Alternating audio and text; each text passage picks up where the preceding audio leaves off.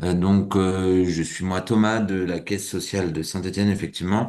Donc, en réalité, je travaille pour la Fabrique de la Transition, qui est un réseau de structures de l'économie sociale et solidaire sur Saint-Étienne et qui porte cette expérimentation de caisse, notamment pendant l'expérimentation. Donc, ensuite, il y a un objectif à ce que ça s'autonomise.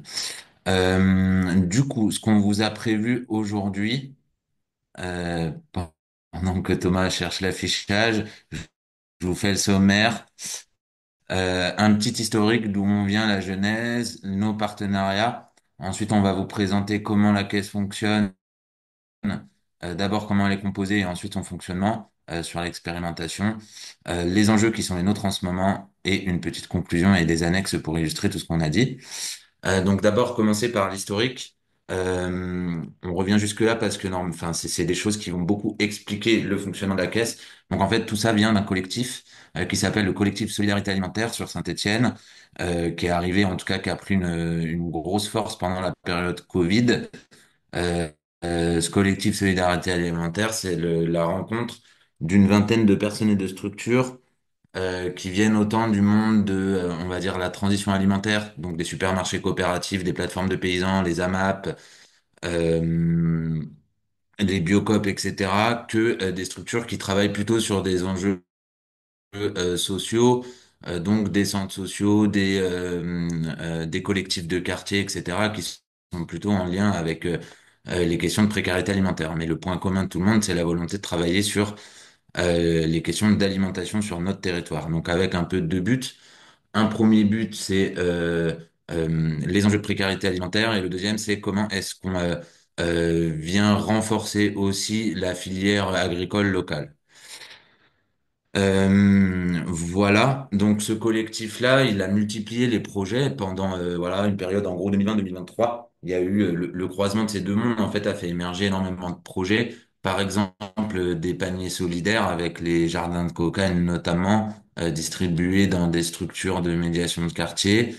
Il y a eu la création de l'antenne VRAC à Saint-Étienne. Il y a eu l'accompagnement à l'émergence d'une cantine de quartier sur un quartier très pauvre à Saint-Étienne, ou encore l'émergence d'une dynamique de maraîchage solidaire. Donc, notamment là, vous avez des exemples. Maraîchage solidaire, en fait, ça veut dire que ce sont des personnes de toute situation, notamment des personnes précaires, qui vont cultiver des terres sur des terrains mis à disposition par des paysans qui vont récolter des fruits et des légumes, qui vont se les partager et vendre le surplus pour engager la récolte de l'année suivante. Voilà, une fois que j'ai dit tous ces projets, quand même présenter un tout petit peu le territoire stéphanois. Donc, pour ceux qui connaissent pas, je suis sûr qu'il y a quand même plein de personnes qui connaissent au moins deux clichés sur Saint-Étienne. Le foot et le stade Geoffroy-Guichard, bon, ça existe. Et de l'autre côté, c'est les enjeux de pauvreté qui sont à Saint-Étienne, qu'on entend beaucoup. C'est une ville ouvrière, minière, avec un passé minier. Effectivement, pour citer quelques chiffres là-dessus, 18% des foyers sont éligibles à l'aide alimentaire. Alors, c'est une étude qui remonte un peu, elle est en 2021. Et on a 28% des personnes qui vivent sous le seuil de pauvreté. Donc, c'est énorme, on est entre un quart et un tiers, quoi. Euh, voilà, et en plus, ce chiffre-là, il augmente très vite, parce que là, c'est un chiffre de 2024, et en 2021, on était à 23%. Donc, plus 5% en 3 ans. Voilà, donc c'est pour ça que ce collectif s'est engagé, c'est pour ça qu'il a porté ces projets-là. Projets qui avaient du succès, mais le collectif un peu s'est fait son autocritique c'est super ce qu'on fait, on multiplie les projets. Est-ce qu'ils ont un impact réel sur le territoire, ces projets? Qu'on interroge. Et est-ce qu'on n'est pas aussi en train un peu de se brûler les ailes, de se cramer, pour le dire comme ça, à multiplier les projets? Donc, il y avait un peu la recherche fin 2022 d'avoir un projet un peu plus structurant, avec un impact un peu plus systémique et global sur le territoire. Là-dessus, il y a eu une rencontre avec le collectif SSA national, enfin la branche 42 du collectif SSA. Il y avait des gens qui étaient dans le collectif Solidarité Alimentaire, donc ça a commencé un peu à discuter autour de ça.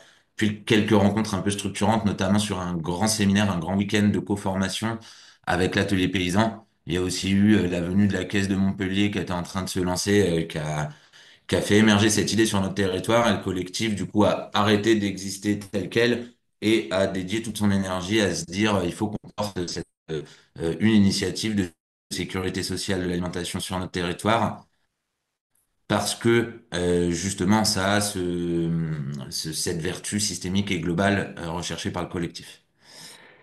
Voilà. Et donc, le 20 janvier 2023, après quelques mois un peu à discuter, on vient présenter cette idée-là au territoire, donc à nos partenaires dans un restaurant stéphanois qui s'appelle la Fabuleuse Cantine. On fait un repas avec les membres du collectif et on fait un peu des premières prises de parole de voilà, il existe cette initiative au niveau national de sécurité sociale de l'alimentation. On explique, on débat et on propose à tous les gens qui sont motivés et mobilisés de s'inscrire dans cette dynamique-là. Euh, du coup, après ce premier événement un peu qui rassemble un peu toutes les énergies, se lance un cycle de 2 ans de travail. Donc, toutes les personnes qui s'étaient signalées comme intéressées à cet événement, mais aussi après un appel de toutes les structures membres du collectif Solidarité Alimentaire qui en fait avaient appelé leurs adhérents, sympathisants, bénéficiaires, etc., etc., à savoir si cette idée les intéressait. On a donc rassemblé un groupe qui a été à peu près fixe entre janvier 2023 et en gros décembre 2024 dans lequel on a commencé à créer de la culture commune, de la vision commune sur les enjeux de précarité alimentaire du territoire, sur des témoignages de bénéficiaires de l'aide alimentaire aussi, mais sur aussi d'autres choses, les questions environnementales, les questions d'alimentation, enfin voilà. Toute une phase de culture commune, aussi appréhender ce que c'est que la SSA en repartant de l'histoire de la Sécu, etc. Enfin voilà, il y avait toute une culture commune à créer avec ce groupe. Euh, on a réuni le groupe au début tous les 2 mois, puis en 2024 tous les mois, sur des assemblées qui étaient assez ouvertes. Donc en gros, on appelait entre 70 et 80 personnes à nous rassembler pour poursuivre les avancées du projet euh, en assemblée qui est décisionnaire sur le projet. Cette assemblée avait désigné en son sein un copil euh, dans lequel il y avait 10 personnes qui étaient assez motivées pour elles, être celles qui se mettent la charge mentale et la charge de travail de faire avancer ce projet et de faire en sorte qu'il soit concret. Donc une assemblée avec tous les futurs cotisants cotisantes, un copil désigné au sein de l'assemblée et des groupes de travail sur, en gros, les trois piliers de la sécurité sociale de l'alimentation, le modèle économique et la cotisation d'un côté, la vie démocratique et la prise de décision collective et le conventionnement.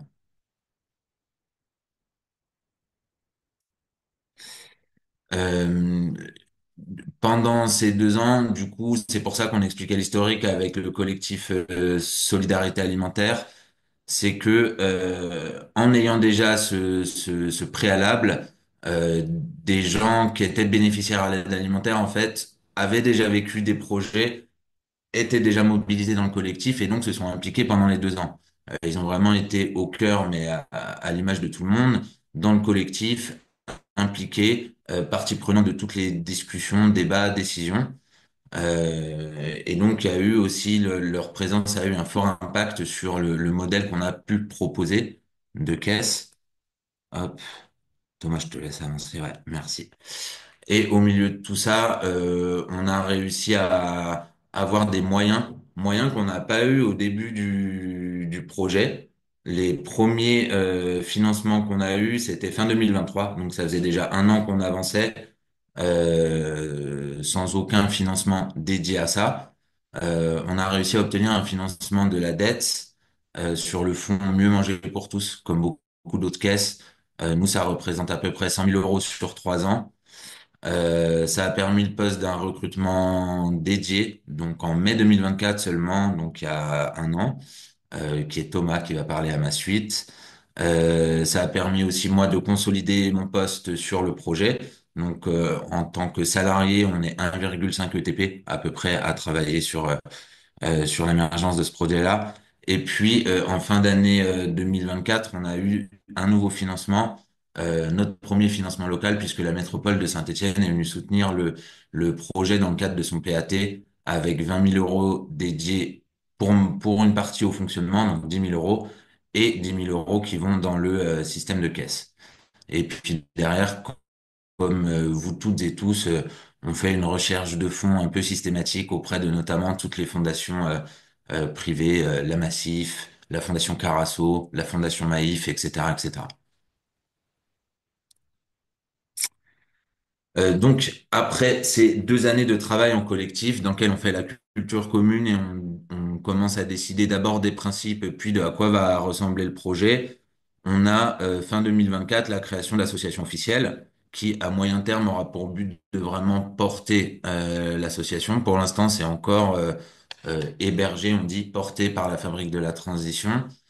On a commencé à mettre en place, pour le coup, des outils dédiés à cette association-là, un compte en banque, une assurance, un prestataire et un outil de gestion.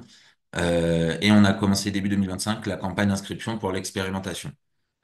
Les premières cotisations et les premiers droits versés ont été faits en février de cette année. On en est à 3 mois pour l'instant. Donc voilà, là le récap. Donc 2021-2022, le collectif Solidarité Alimentaire qui lance les premières actions et qui a des réalisations très concrètes, qui mobilisent des publics. 2023-2024, un collectif qui s'oriente stricto sensu vers le portage de la caisse sociale de l'alimentation avec des gens qui se sont déclarés intéressés et un lancement pour une expérimentation en 2025. Pour ça, on se base sur trois structures partenaires. Donc, la Fabrique de la Transition, dont j'ai déjà parlé, mais qui est là pour faire la logistique, l'animation du collectif et structurer un peu le projet. Et deux structures qui sont issues du collectif Solidarité Alimentaire et qui sont au cœur du projet. Copsol, c'est cette activité de maraîchage solidaire dont je vous parlais tout à l'heure, qui a émergé en 2021-2022 et qui a pris une place au comité de pilotage tout de suite au lancement de la caisse, puisque il y a notamment beaucoup de ces publics qui sont dits intéressés, et Terrain des Saveurs, qui est une cantine solidaire sur le quartier de Tarentaise à Saint-Étienne, qui est en gros le quartier le plus pauvre de Saint-Étienne, et c'est une cantine qui est autogérée par un groupe de femmes qui a fait le constat qu'il manquait des lieux de convivialité, mais aussi des lieux d'alimentation accessibles sur leur quartier. Du coup, elles ont pris en main cette solution, elles ont commencé à monter une cantine, puis de fil en aiguille à gérer une cantine elle-même là, qui est ouverte 2 fois par semaine et qui a une 30 à quarantaine de personnes sur ces 2 créneaux par semaine. Euh, voilà, je crois que j'ai tout dit, Thomas, merci. Comment fonctionne notre expérimentation? Qu'est-ce qui se passe aujourd'hui? Du coup, on a donc la cotisation, on a 75 personnes qui sont cotisants et enfin, cotisantes, avec des profils assez mixtes socio-économiquement. On a un tiers de gens qui sont issus des associations partenaires, donc de Copsol et Terrain des Saveurs, qui participent au projet depuis 2 ans et qui sont assez précaires, voire très précaires. Pour la plupart, ils sont bénéficiaires de l'aide alimentaire. Pour d'autres, ils ont des situations d'isolement ou des difficultés sociales assez prononcées. Il y a un tiers d'autres participants qui sont là aussi depuis le début, donc depuis janvier 2023, et un tiers qu'on a recruté un peu dans la dernière ligne droite, là, dans le dernier trimestre de l'année 2024, pour le lancement de l'expérimentation. Euh, Quand on a discuté des grands principes de notre initiative, nous, l'enjeu, la quête pour tout le monde, c'était l'alimentation choisie, de permettre une alimentation choisie au plus grand nombre. C'est pour ça qu'il y a un certain nombre de choses qu'on a proposées qui sont assez ouvertes. Notamment, il y a très peu de contrôle sur qui sont ces personnes-là. Donc, vous voyez, on sait à peu près les profils, mais en revanche, on ne contrôle pas ces profils-là, qu'est-ce qu'ils font, et notamment sur la grille de cotisation. Donc, nous, on a un minimum de cotisation qui est, pour certains, à un quart de la somme versée. Donc, on verse 60 euros par mois. Donc, le minimum, c'est 15 euros.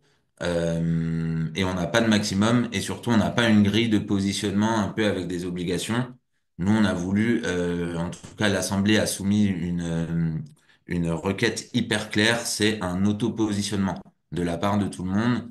Et donc, on a là-dessus, nous, une grille qui aide tout le monde à se positionner. Mais au final, à la fin, on regarde tout le monde. Donc, cette grille, elle va poser des questions un peu aux différentes personnes, des questions qui vont concerner les habitudes alimentaires, mais aussi d'où viennent les gens, leurs revenus, où est-ce qu'ils habitent, est-ce qu'ils ont des difficultés de santé, ou est-ce qu'ils ont des difficultés pour obtenir des papiers, est-ce qu'ils ont la nationalité, enfin voilà, des choses qui permettent en fait de comprendre un peu euh, les situations de vie que certains peuvent avoir. Et à la fin, la personne, une fois qu'elle a rempli son questionnaire, elle a un conseil de positionnement qui est on serait toi, on mettrait moins que la moyenne, enfin que la somme distribuée, autour de la somme distribuée ou plus que la somme distribuée. C'est vraiment un questionnaire qui a pour vocation à faire réfléchir les gens individuellement et à ce qu'ils puissent se positionner en leur âme et conscience. Et on vous présentera le questionnaire en annexe. Et ensuite, ça, c'est un peu ce que je disais tout à l'heure sur le lancement, mais qui a été, enfin, sur la préparation, mais qui a été un peu repris. Donc, on a une assemblée qui est l'espace des décisionnaires entre cotisants et cotisantes. Pour l'instant, on a 75 personnes. Donc, à chaque assemblée, les 75 cotisants cotisantes sont invités. C'est le lieu de partage des informations, de création d'une culture commune, mais aussi de validation des grandes décisions et évidemment de délibération avant la décision. On a une coordination, elle, qui va avoir le rôle de se réunir plus régulièrement, de mettre en œuvre la stratégie globale du projet, de un peu centraliser l'avancée des différentes commissions. Et dans les commissions, vous voyez, c'est les anciens groupes de travail, donc du vie démocratique, fonctionnement économique, conventionnement, auxquels se sont ajoutées plusieurs thématiques, l'événementiel, la gestion administrative et la communication. Communication aussi bien interne, donc comment les cotisants et cotisantes communiquent entre elles et eux, que externe, donc quelle image on donne de notre projet à l'extérieur. Au niveau des points de vente conventionnés, nous, on en est à une grosse dizaine. Donc, dans cette dizaine, on va avoir des choses assez classiques, notamment les Biocoop ou Vrac Saint-Étienne, qui sont conventionnés dans la plupart des territoires quand ils existent. On va avoir un fournil coopératif, le Pain du Loup, Terrain des Saveurs, donc cette cantine de quartier, une autre cantine de quartier, La Tablée, qui est dans un autre quartier populaire de Saint-Étienne, une plateforme pour les paysans qui s'appelle De la ferme au quartier, les AMAP, et je dois en oublier. Mais en tout cas, il y a un cas aussi qu'on voulait vous citer là-dessus, c'est que on a fait une première vague de conventionnement global avec des structures qui sont les structures fortement impliquées sur le territoire, sur des enjeux soit de lutte contre la précarité, soit sur de transition alimentaire. On a fait cette première vague de conventionnement en assemblée. C'est passé assez facilement parce que tout le monde voulait ça en fait. Puis au bout de 3 semaines, on a été sollicité par notamment le groupe des personnes de Terrain des Saveurs pour dire, nous on s'aperçoit qu'il y a un besoin prégnant chez nous qui est pas du tout répondu, qui est celui de pouvoir acheter de la viande. Donc dans Terrain des Saveurs, globalement, c'est des femmes plutôt enfin, musulmanes.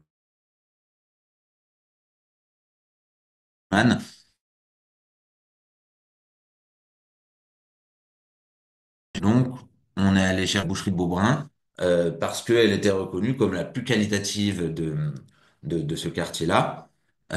Et en fait, on a fait la grille de conventionnement comme pour tous les autres. Et à l'issue de cette grille de conventionnement, on a vu qu'il n'y avait pas beaucoup de points. Ce qui est pas grave, nous, c'est pas les points de la grille de conventionnement qui conventionnent, c'est vraiment un vote en assemblée. Donc, à partir de ces entretiens et de cette grille, on est allé en assemblée, on a défendu un petit peu, on a présenté le projet plutôt, et on a fait un débat en assemblée qui a dit que, étant un besoin pour un bon tiers du collectif, ça répond à un besoin qui est non pourvu par ailleurs. Il y avait tout était très perfectible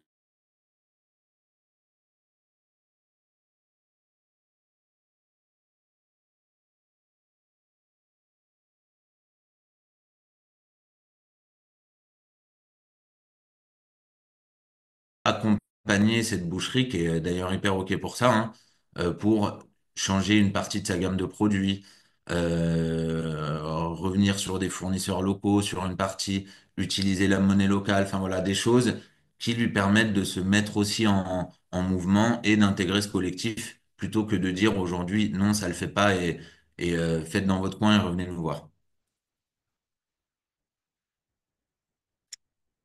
Et donc voilà, ça c'est ce que je disais tout à l'heure. Donc le DAC, le droit à l'alimentation choisi, nous c'est le nom qu'on donne à la somme versée mensuellement à tout le monde. Donc sur le début de l'expérimentation, c'est 60 euros qui sont distribués. Pour le paiement, nous on utilise une application. En gros, on a fait un transfert de l'application de la monnaie locale d'aujourd'hui pour faire ces paiements-là. Donc c'est vraiment une application de paiement. On peut aussi utiliser une carte avec un QR code. Vous voyez notamment là l'exemple de la carte de mon collègue, et vous voyez la capture d'écran de l'application.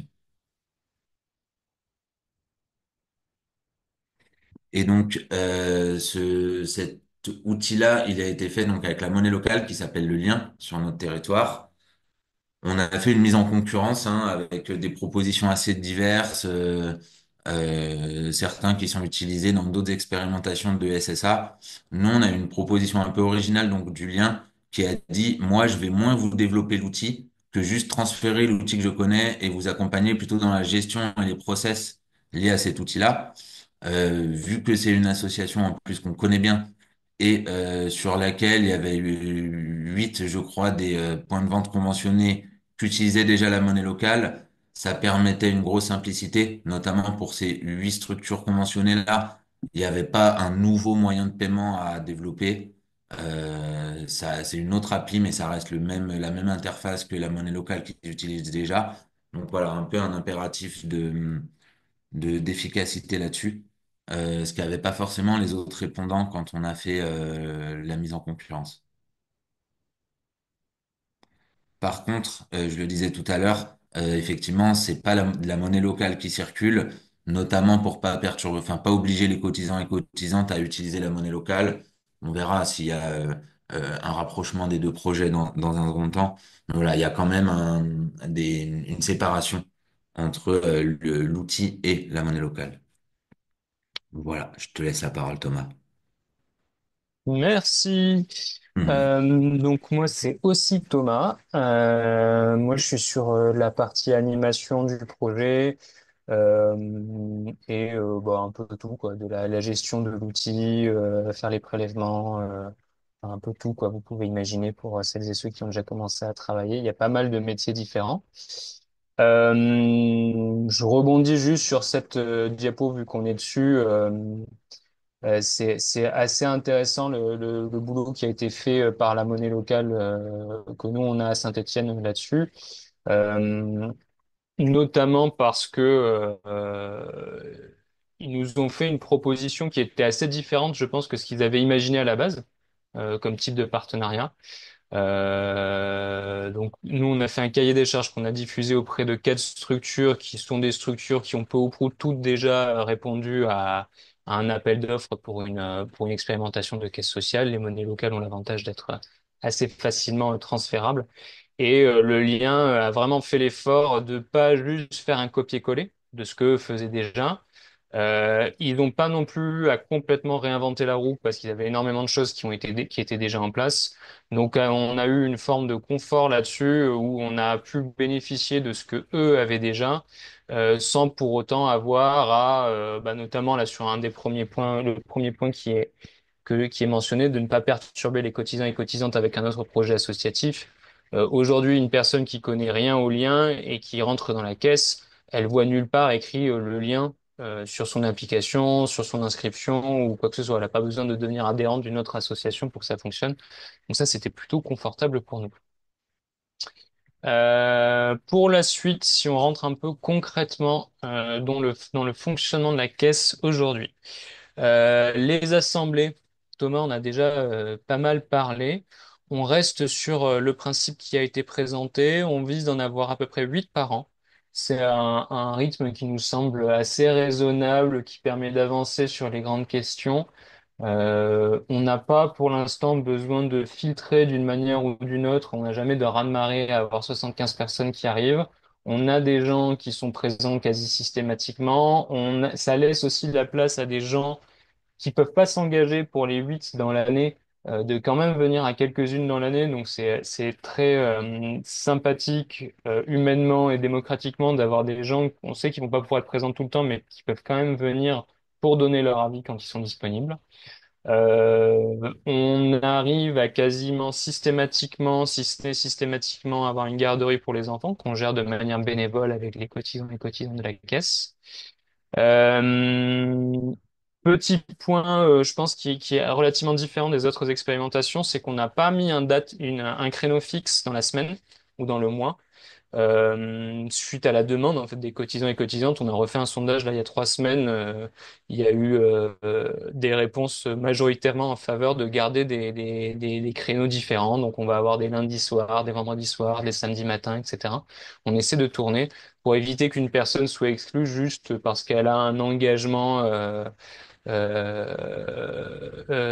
Comment on dit, plus ancien, ou que ça tombe en plein milieu de la soirée où elle doit garder ses enfants ou un truc comme ça. Donc on essaie d'avoir le plus de gens possible grâce à ça. On a toujours un temps d'accueil d'une trentaine de minutes au début de l'assemblée qui sert à accueillir les nouveaux et les nouvelles, mais aussi pour donner des informations, discuter, avoir un temps facile de transition. Et ensuite, on enchaîne sur les grands temps organisés à l'avance. Quand on a besoin de faire travailler les gens, de les faire parler, de leur demander de s'exprimer, de récolter des avis, on essaie le plus possible de faire ça en petits groupes. On a trouvé que ça permettait de vraiment... les gens s'expriment beaucoup plus facilement quand on est en petit comité.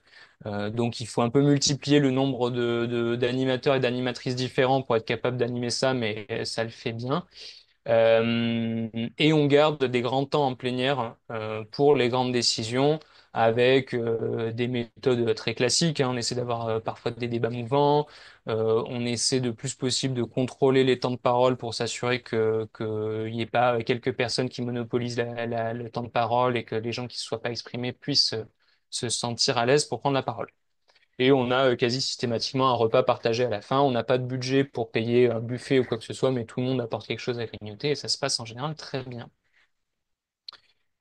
Notre cordeau, on a mis en place quelques règles pour définir comment on devenait membre de la coordo. Avant, ça s'appelait Copil, maintenant ça s'appelle coordo. Euh, on a décidé qu'on voulait pas qu'il y ait des personnes qui soient que à la cordeau et qui soient nulle part ailleurs dans la caisse. Une personne à la cordeau, on s'est dit que ce serait bien qu'elle ait une vision et une expérience et un ressenti d'un espace de la caisse qui soit pas juste l'espace décisionnaire principal, enfin pas décisionnaire, mais l'espace de coordination principal, pardon. Et donc, on a demandé aux gens qui voulaient rejoindre la cordeau d'être avant ça dans une commission, dans un groupe de travail, dans un espace, etc.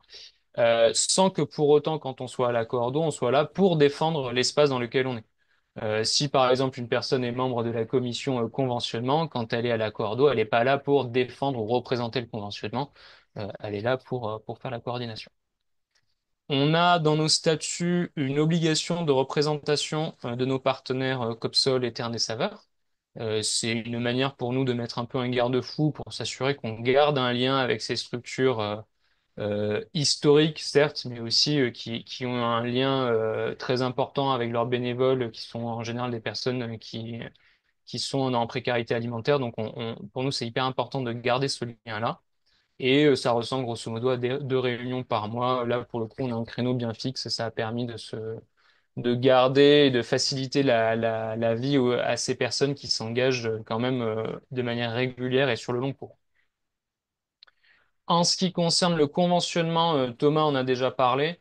Nous, on a quand même eu des critères fondateurs qui ont été posés par l'Assemblée, qui sont relativement simples à expliquer, hein, mais qui sont l'alimentation de qualité, qui respecte l'environnement et qui soit accessible.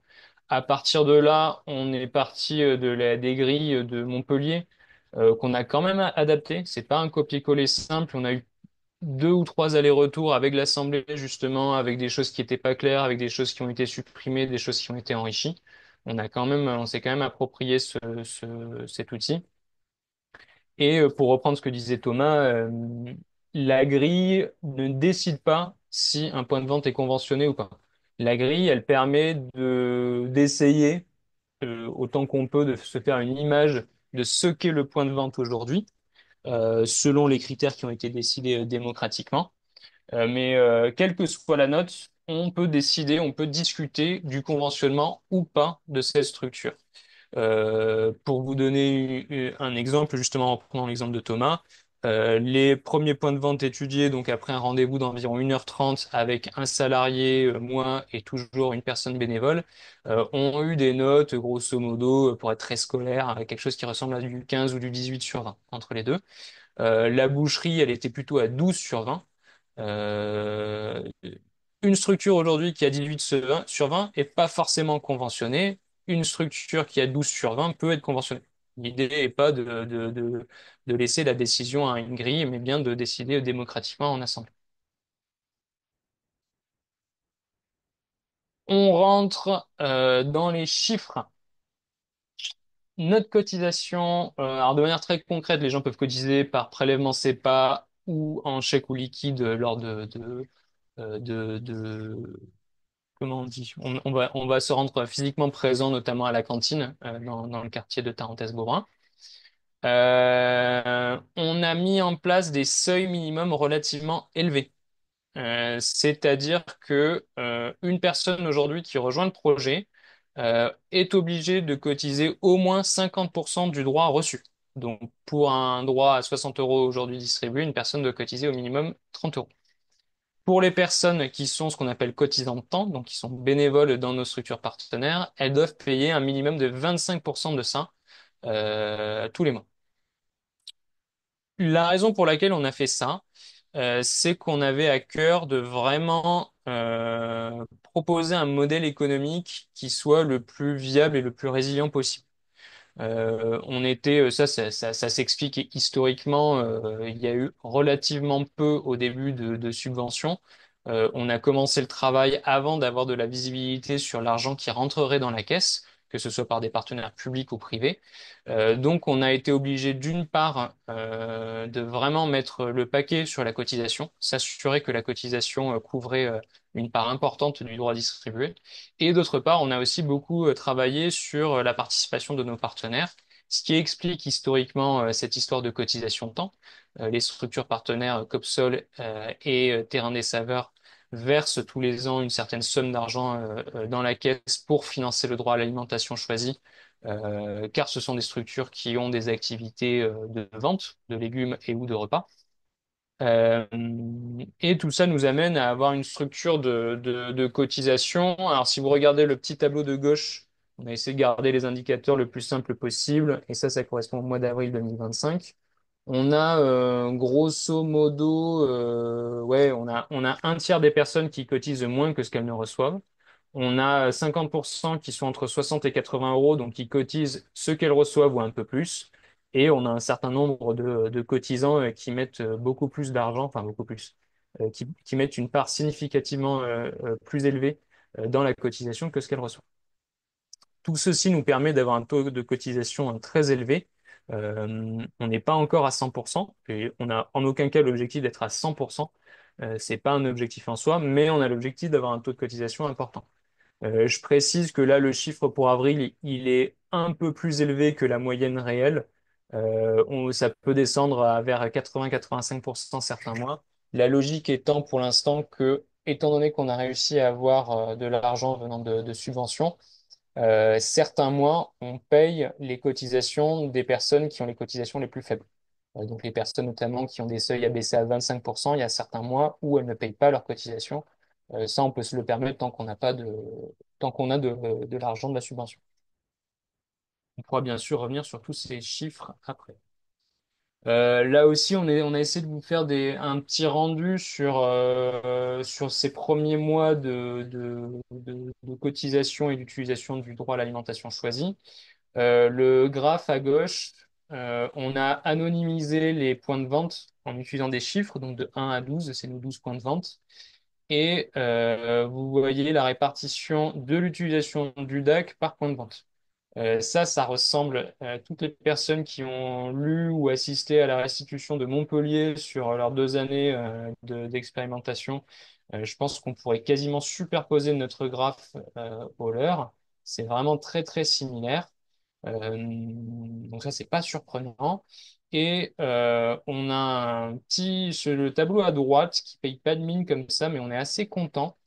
On a mis en place un système de relance pour les personnes qui n'utilisaient pas leur compte. C'est-à-dire qu'on a un plafond qui est relativement bas. On a un plafond à 150 euros sur les comptes des personnes. C'est-à-dire qu'une personne, une fois qu'elle a 150 euros de droit à l'alimentation choisi sur son compte, elle ne peut plus avoir plus de crédit qui arrive, même si elle a cotisé. Donc, on a tendance à vraiment fortement encourager les gens à utiliser leur DAC dans les points de vente, en partie parce que c'est un aspect très important du projet pour nous, c'est vraiment d'avoir cet argent qui circule dans la filière de la transition agricole. Et donc, ça donne une utilisation, c'est un peu rigolo, on voit qu'il y a une utilisation supérieure au DAC à partir du mois de mars et d'avril, parce que les gens ont utilisé leurs droits qu'ils n'avaient pas utilisés en février. Voilà. Pareil, n'hésitez pas à revenir sur les chiffres. On adore ça à Saint-Étienne, donc on sera ravis de répondre à toutes vos questions. Est-ce qu'on est bon niveau timing? Ouais. Donc on peut un peu parler de ce qui nous reste à faire pour l'année 2025. Ça, c'est vraiment les grands aspects de là où on en est de la réflexion. D'une part, en tant que caisse, et c'est finalement pas surprenant hein, dans une démarche de gestion de projet, mais je trouve que ça a quand même une saveur toute particulière quand on expérimente une caisse alimentaire. On a deux objectifs qui sont pas en conflit, mais qui peuvent créer une forme de tension en fait au sein de la caisse. C'est que d'une part, on doit gérer et faire fonctionner la caisse, c'est-à-dire qu'on a des points de vente, des cotisants et des cotisantes, des partenaires, on a tout un tas de choses à gérer. Et on a un peu envie de les chouchouter, on a un peu envie de s'assurer que tout se passe bien, et on a encore énormément de choses à apprendre sur comment ça fonctionne une caisse. Donc en fait, on pourrait rester à 75 cotisants cotisantes, 60 euros par mois, et on aurait du taf encore à plus savoir qu'en faire. Et d'autre part, mais en fait, il est hyper important de faire grandir cette caisse. 60 euros, c'est vraiment pas suffisant, et 75 personnes, c'est vraiment une goutte d'eau à l'échelle du territoire stéphanois. Et les gens en ont envie, que ce soit les gens à l'intérieur de la caisse, que ce soit nos partenaires, que ce soit les gens qui veulent rentrer à la caisse qu'on commence à mettre aujourd'hui sur liste d'attente.